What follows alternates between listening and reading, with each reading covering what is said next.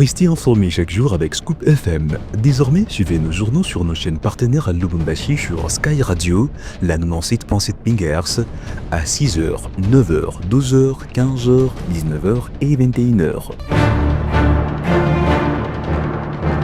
Suivez-nous également sur la radio communautaire Moïseni chaque jour à 9h05, 10h03 et 21h juste. Le journal du Scoop FM passe aussi sur Kipushi 24 Radio à 8h30, 12h30, 16h juste, 18h30 et 21h30. Retrouvez-nous également sur Vox Congo. Téléchargez dès maintenant l'application Vox Congo pour rester informé en temps réel.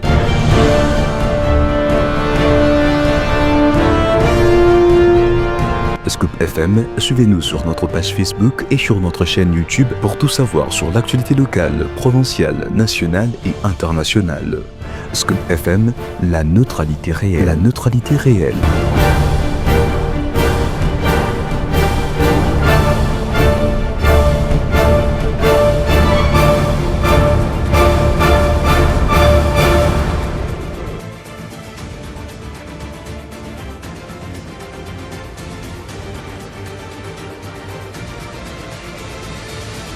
Une nouvelle session du journal sur la chaîne de la neutralité réelle. Mesdames, Messieurs, bonjour et bienvenue. À la une de cette édition, des projets de loi ont été présentés par son Excellence Monsieur Louis Vantoum Kabamba lors de la 46e réunion ordinaire du Conseil de ministres. Les détails, vous les aurez au cours de cette session du journal. C'est tout pour les sommaires. Mesdames, Messieurs, encore une fois, bonjour et bienvenue. Comme l'annonçait dans les sommaires, deux projets de loi ont été présentés par son Excellence Monsieur Louis Vantoum Kabamba lors de la 46e réunion ordinaire du Conseil de ministres et ont été adoptés. Il s'agit du projet de loi modifiant et complétant la loi numéro 17/001 du 8 février 2017 fixant les règles applicables à la sous-traitance dans le secteur privé et du projet de la loi relatif au contenu local. Les détails figurent dans ces rendus. Le ministre de l'Industrie a présenté au Conseil le projet de loi modifiant et complétant la loi numéro 17/001 du 8 février 2017 fixant les règles applicables à la sous-traitance dans les secteurs privés. Les nouveautés majeures apportées par les travaux de la relecture de la loi sur la sous-traitance dans les secteurs privés sont les suivantes. Clarification de concepts avec les définitions de tous les concepts clés, affirmation dans les textes de loi du rôle de l'ARSP en tant qu'autorité chargée des contrôles et de la mise en œuvre, l'éligibilité de l'exercice des activités des sous-traitances et d'autres points qui ont fait l'objet des discussions au niveau d'abord de la commission ECOFIN avant d'être discuté encore à nouveau au Conseil de ministres de ce jour. Les deuxièmes projets portés quant à lui sur le contenu local, il vise notamment à offrir pour la première fois à la République démocratique du Congo un cadre légal devant régir l'ensemble des aspects du contenu local, définir l'action des pouvoirs publics en vue de favoriser une plus grande implication de nationaux dans tous les secteurs économiques majeurs, renforcer l'implication du pouvoir public dans la chaîne de valeur, créant ainsi un sentiment d'attache à la souveraineté nationale. Déterminer les obligations de l'État dans la mise en œuvre d'un plan national du contenu local, promotion de contrats de franchise et du mentorat. En bref, la République démocratique du Congo s'est opposée à la présidence du Rwanda à la tête de la communauté économique des États de l'Afrique centrale lors du Conseil de ministres de cette organisation sous-régionale tenu du 4 au 6 juin à Malabo, en Guinée équatoriale, selon un communiqué publié ce vendredi. Et en étant belligérant, le Rwanda ne devrait pas occuper ces postes. Au contraire, il devrait être sanctionné. Il a déclaré Didier Mazenga, ministre de l'intégration régionale cité, dans le communiqué du service de communication de son ministère, rappelant par jurisprudence le cas du Gabon qui a été sanctionné conformément au traître révisé de la CAC. Et puis en santé, le ministre de la Santé du Haut-Katanga, le professeur Dr Joseph Nsambi Boulanda, a au nom du gouverneur Jacques Kabulakatwe remis ce 6 juin 2025 le matériel moderne, équipements et médicaments à l'hôpital général de référence d'Ako dans la ville de Likasi. Cette intervention, au-delà de la demande de ce plus grand hôpital public de la ville de Likasi, va accroître sa capacité afin de bien répondre aux besoins sanitaires de la population. Reportage. Comme dans d'autres hôpitaux du Haut-Katanga, le gouvernement Kabula vient de doter l'hôpital général de référence de Kikula d'Ako dans la ville de Likasi des matériels, équipements et médicaments ce 6 juin 2025. C'est le ministre de la Santé du Haut-Katanga, le professeur Dr Joseph Nsambi Boulanda, qui a remis au médecin directeur Hugues Kilufia Kisoma ces lots constitués de lits VIP, des matelas, des boîtes chirurgicales diverses et des médicaments essentiels pour améliorer les conditions d'hébergement des malades et sécuriser les médecins appelés à travailler en toute quiétude.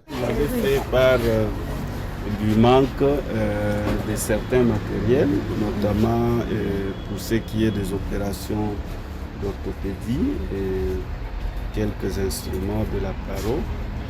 Nous avons aussi pensé vous doter de lits spéciaux pour la réanimation ou le service de soins intensifs et des matelas et bien d'autres équipements nécessaires à la hauteur, n'est-ce pas, de votre hôpital qui est le plus grand dans la ville de Likasi et qui appartient à l'État congolais. Et nous, la province, comme le gouverneur tient vraiment à la qualité des soins, nous avons jugé bon à ce moment précis vous doter de ces équipements et nous allons, selon la demande, accroître encore la capacité de votre hôpital pour que vous puissiez répondre aux besoins de la population de Likasi. En bref, les musulmans de la province du Sud Kivu ont lancé un appel à un dialogue inclusif entre les acteurs politiques et tous les décideurs de la restauration de la paix et l'autorité de l'État dans la partie est de la République démocratique du Congo. C'était au cours de la célébration de la fête des Tabaski, dite fête des moutons, ce 6 juin 2025. Lors de la célébration tenue au stade de la Concorde, les fidèles musulmans ont insisté sur la cohésion sociale, fruit d'un dialogue sincère et inclusif. D'autres ont insisté sur un climat d'harmonie entre les différents groupes musulmans du Sud Kivu.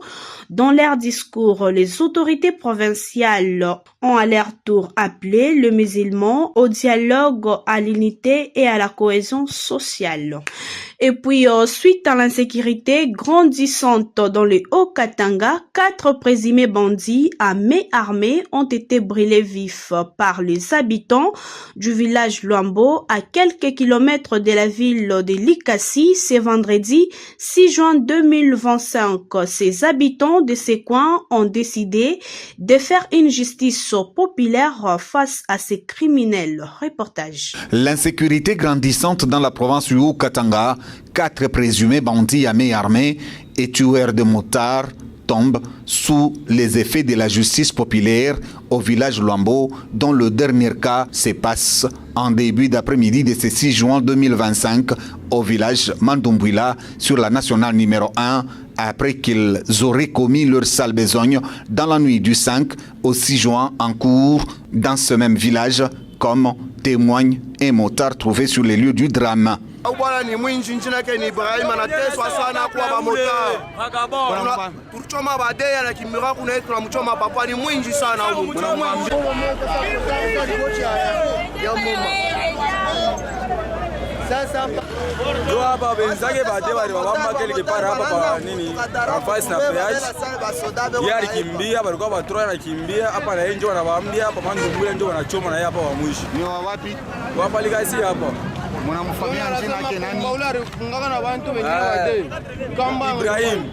Les forces de l'ordre et de sécurité de Luambo n'ont constaté que les dégâts déjà commis à leur arrivée comme l'explique l'une des autorités sécuritaires qui a requis l'anonymat.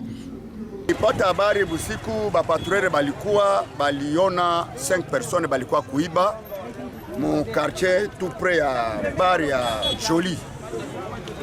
Bapatrouille balienda, population ilikuta inaona gari ya defense ya bapatrouille, population inasirika inapika majiwe kubasoda na bapolisier na baaja bale tunatembea kanabo ensemble. Malheureusement 5 personnes baliiba bushiku ya leo, donc banakamata 4 personnes, donc 2 personnes bali bachoma asubuhi, 2 personnes nabo banabachoma isa. Hatupendi kuharibisha kazi, tunakuya jua kuangalia tubabambe bende bakasambe, malheureusement population n'a rendre justice. Pour finir, en marge de l'arrivée du chef de l'État congolais, Félix-Antoine Tshisekedi Tshilombo, et de la tenue de la 12e édition de la conférence des gouverneurs qui se tiendra du 10 au 13 juin à Kolwezi, chef-lieu de la province du Lualaba, Royo Kaumba Philippe demande à la population de réserver un accueil chaleureux à ces dignes fils du pays, et par la même occasion, le patron de la sécurité rassure que la province est bien sécurisée et que tout est calme. Mesdames, Messieurs, à présent, la revue de presse.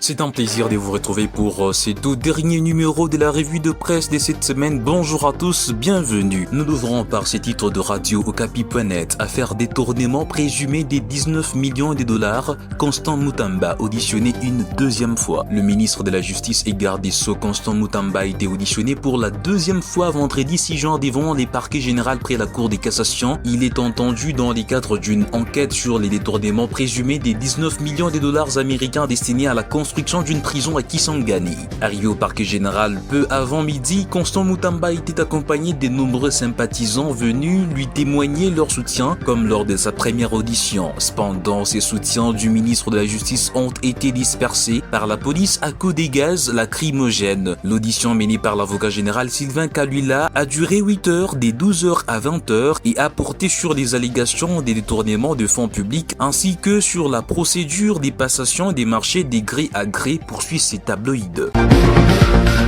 De sa part, Mediacongo.net s'interroge. L'initiative des églises sera-t-elle relancée après la rencontre entre Félix Tshisekedi et Martin Fayulu en République démocratique du Congo? Quelle suite après la rencontre jeudi Saint-Jean entre le président et l'un de ses principaux opposants? Le chef de l'État Félix Tshisekedi a reçu au Palais de la Nation à Kinshasa une délégation de la coalition Lamuka menée par Martin Fayulu. Les 2 hommes autrefois alliés ne s'étaient plus parlé depuis leur rupture de 2018, mais pour l'opposant, l'objectif était de redonner de l'élan au pacte social porté par les églises catholiques et protestantes.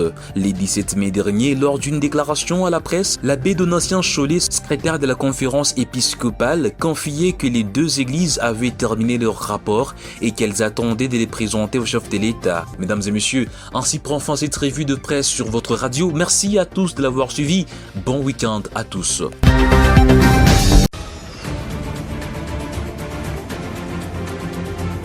Ce journal est terminé sur les antennes des Scoop FM. Merci à toutes et à tous de nous avoir suivis de partout à travers le monde. Restez toujours branchés sur la chaîne de la neutralité réelle. Quant à moi, je vous dis au revoir et à la prochaine.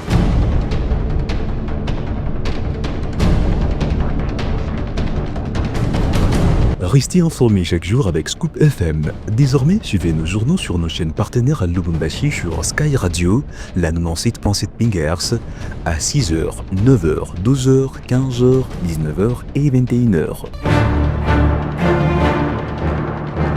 Suivez-nous également sur la radio communautaire Moïseni chaque jour à 9h05, 10h03 et 21h juste. Le journal du Scoop FM passe aussi sur Kipushi 24 Radio à 8h30, 12h30, 16h juste, 18h30 et 21h30.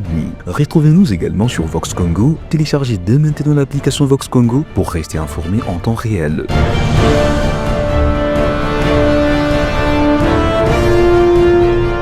Scoop FM, suivez-nous sur notre page Facebook et sur notre chaîne YouTube pour tout savoir sur l'actualité locale, provinciale, nationale et internationale. Scoop FM, la neutralité réelle. La neutralité réelle.